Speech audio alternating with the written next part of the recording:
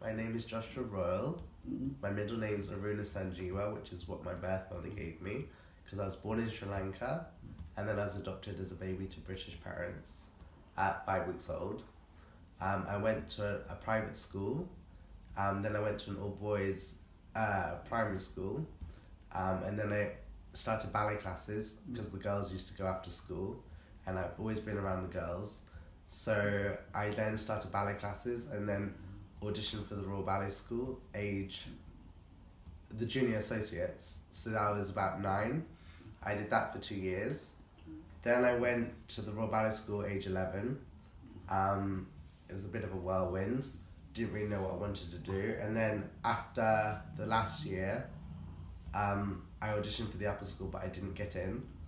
I was devastated, but I then went to Central School of Ballet where I did musical theatre. I lived alone in London. I found myself. Then in my last year at Central School of Ballet, I had a contract to go to Croatia to join a company out there, but the government cut funding. So my director got me a scholarship to go to America to train at the Rock School in Philadelphia. So I did that for 1 year. Then I came back to London because I got very homesick, and America's so big you can't really make a name for yourself. And then I toured around the UK with Vienna Festival Ballet and Nutcracker, Swan Lake, Giselle, and then freelance with Neo Ballet, Hack Ballet.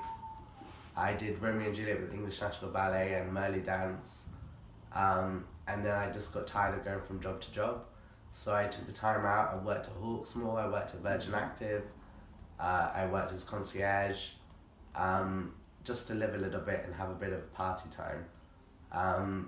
And I think it's only now that I've had a break from the dancing world that I want to go back and give back some more to the world. And I teach at Portobello Dance School on Saturdays, and I'm looking to go and do the professional dancers teaching diploma at the Royal Academy of Dance and become a ballet teacher. Perfect.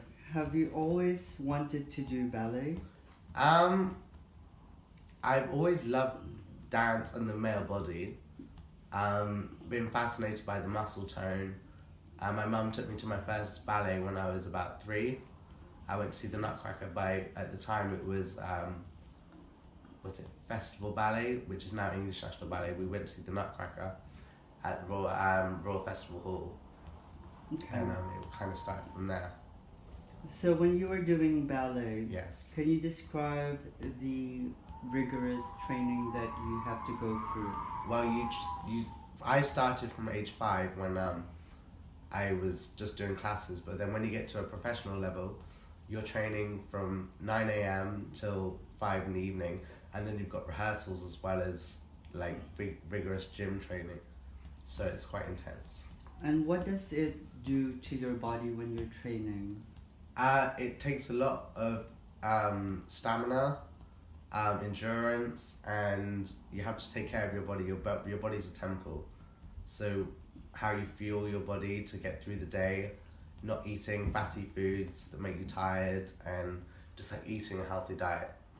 And so you put your body and your physicality through dance quite for a long period of hours. Yes. Does it hurt, or do you get any injuries? Or I think it's more like a thrill. There are a lot of injuries in the dancing world.